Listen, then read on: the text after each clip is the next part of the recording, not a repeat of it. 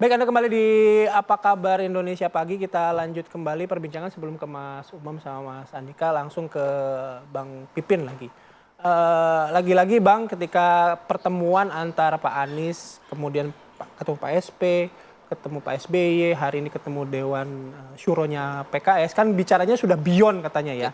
Sudah Ketua beyond Majelis itu Syuro. kan artinya sudah, Ya. ya Ketua Majelis Syuro. Artinya internalnya berarti kan sudah solid ya. Nah, kesolidan internal ini sekali lagi tanya, cawapresnya, soal cawapres, benar Mas Ahaye? Ya, lagi-lagi kami harus sampaikan bahwa domain yang akan mengumumkan pertama kali siapa cawapres adalah Mas Anies Baswedan. Karena dokumen piagam koalisi menyerahkan kepada Mas Anies untuk mengumumkan siapa cawapres kita. Jadi kami tidak mau mendahului keputusan Mas Anies karena kami bagian dari partai politik, kami dari PKS, tentu kami harus menghormati keputusan Mas Anies. Jadi itu poinnya. Jadi bagi kami adalah siapapun yang diputuskan oleh Mas Anies Baswedan, kami akan sam'an wa ta'atan, kita tegak lurus. Mau Kang Aher kita dukung 100%, alhamdulillah. Mau Mas Ahaye kita dukung 100%, ayo kita jalan. Atau siapapun yang diputuskan oleh Mas Anies Baswedan, kita siap. Kenapa? Karena kita ingin berlayar, kita ingin menang, kita ingin rakyat Indonesia menginginkan perubahan ke depan, Indonesia yang lebih baik melalui koalisi perubahan untuk persatuan ini. Jadi itu sebetulnya, karena kami mendengarkan denyut nadi rakyat Indonesia yang ingin perubahan, dan kami yakin keputusan Mas Anies Baswedan dengan datang ke Pak SP, kemudian Pak SBY, hari ini ke Ketua Majelis Syuro juga untuk mendapatkan masukan arahan dari para pimpinan partai, dan kemudian mudah-mudahan nanti siapa dan kapan diumumkannya Mas Anies Baswedan lah yang akan menyampaikan. Oke, kita hargai itu. Singkat ke Bang Zaky. Bang Zaky, artinya kemudian apakah Demokrat dan juga tim koalisi akan mendesak juga Anies Baswedan untuk segera mengumumkan atau nantilah last minute aja? Ya, sederhananya begini, seperti yang kami sampaikan di forum-forum sebelumnya. Ya. Pertama kita bicara mengenai cawapres ini, ya, Demokrat bagaimanapun sangat menghormati dan menghargai komitmen yang telah kita buat. Oke, final Jadi ya. sama dengan teman-teman. Ya, final. Jadi apa yang kita tanda tangan di piagam perubahan itu, itulah yang menjadi komitmen. Jadi bukan lain yang ditandatangani, lain yang diomongkan, lain yang dikerjakan di belakang. Jadi tidak ada manuver-manuver di belakang. Udah tanda tangan piagam perubahan, tapi masih manuver-manuver ke kiri, ke kanan gitu kan, kayak tarik poco-poco. Nggak ada itu. Demokrat nggak ada begitu. Ya, itu satu. Yang kedua adalah kalau bicara mengenai cawapres, Bang Pipi juga sudah menjelaskan tadi. Ada poin kedua, baca wapres akan ditentukan oleh baca pres.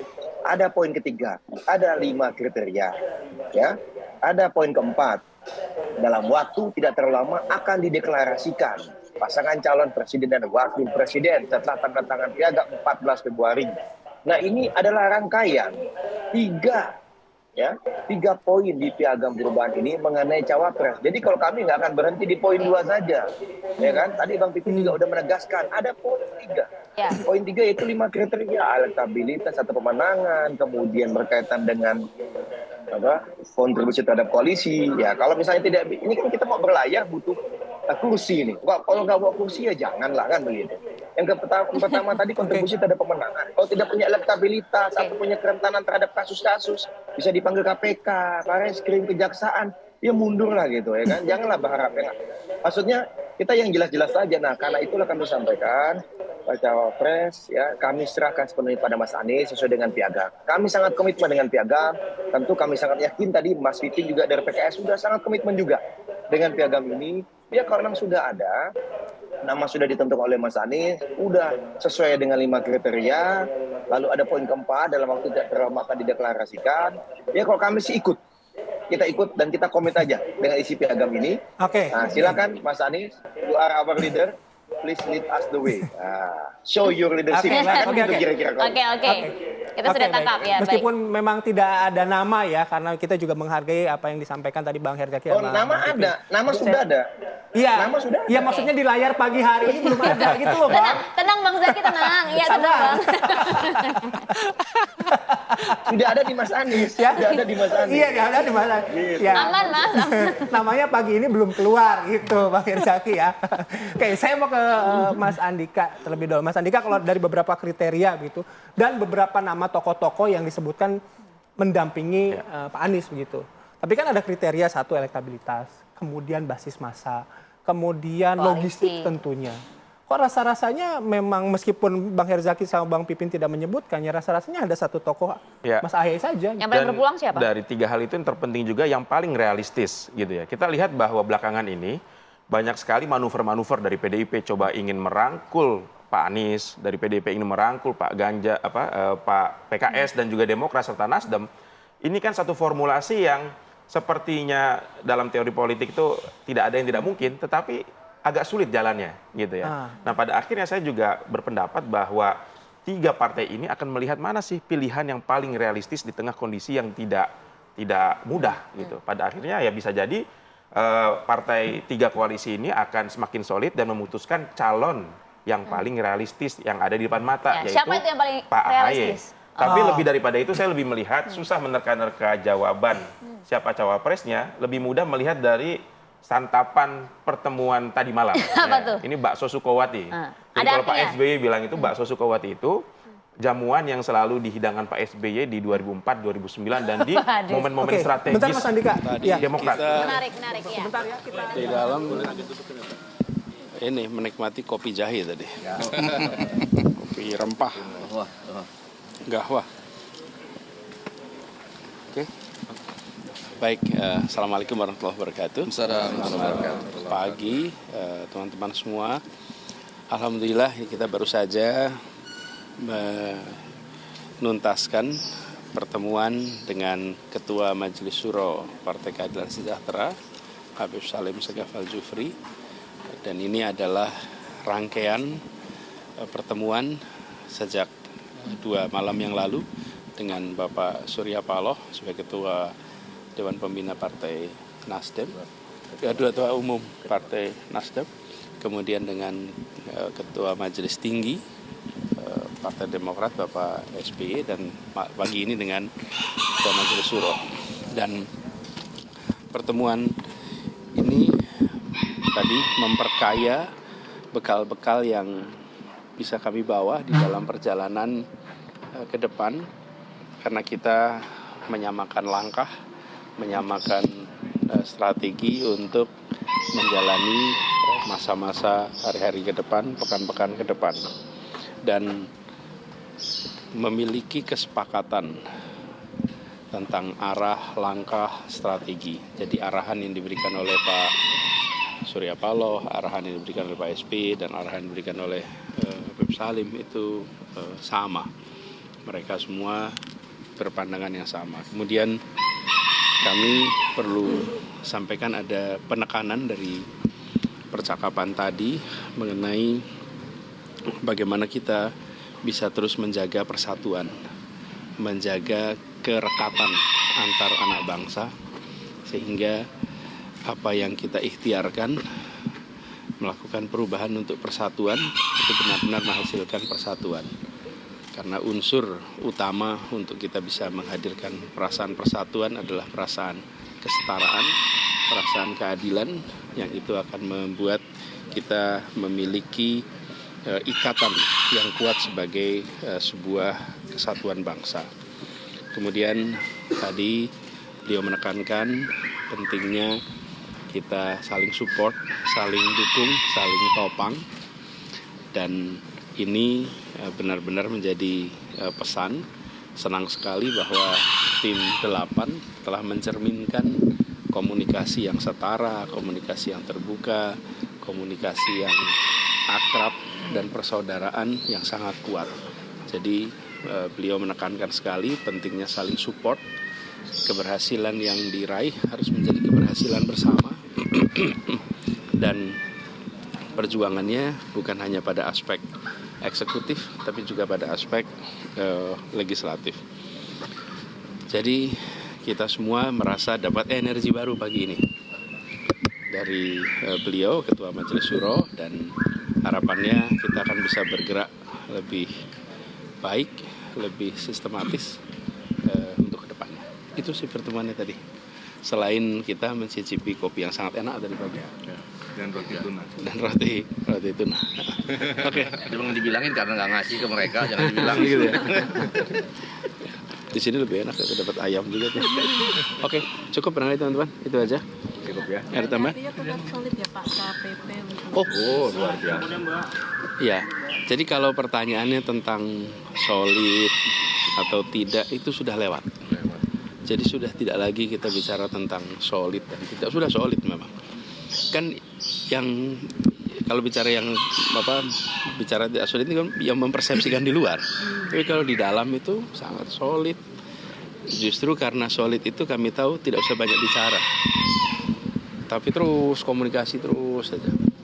Ya, karena pertemuan ini terumumkan, maka jadi ketahuan kita ada pertemuan. Tapi jauh lebih banyak pertemuan-pertemuan yang tak terumumkan. Tapi bukan berarti tidak ada pertemuan, justru kita bekerja sangat solid. Dan ini dalam arti yang sesungguhnya. Jadi KPP ini insya Allah siap untuk menyongsong fase berikutnya menuju kampanye. untuk cawapres gimana Pak? Ini kan pertemuan satu-satu ya Pak. Nanti bakal ada pertemuan keseluruhan nggak Pak? Pada waktunya. Sebetulnya pertemuan keseluruhan juga ada, tapi kan tak terumumkan. Oke Pak Anies, dari pertemuan ketiga tokoh politik itu Pak Anies, pesan apa sih Pak Anies yang dapat dari pertemuan? Ya. Selain persatuan dan kebersamaan itu, apakah untuk langkah ke depannya cawapres kah atau seperti apa? Menegaskan bahwa arah kita sama, strategi kita sama, kemudian juga bagaimana kita mulai membagi tugas, tanggung jawab, supaya rencana perjalanan ke depan ini bisa diemban dengan baik. Jadi kebersamaan itulah yang menjadi topik utamanya. Ya. Kalau untuk cawapres itu kan kecenderungannya sering diputuskan last minute gitu. Kalau dari KPP sendiri sudah ada pembicaraan ke arah sana dan kira-kira akan diumumkan di awal atau Iya, di akhir? begitu waktunya tiba diumumkan. Oke, gitu ya. Cukup. Ya nanti begitu waktunya tiba. Ya. Oke. Habis ini Pak Anies mau kemana nih Pak Anies emang? Udah, cukup dulu itu dulu. Ya. Oke, makasih ya. Thank you. Terima kasih banyak semuanya. Oke, dan ketemu lagi.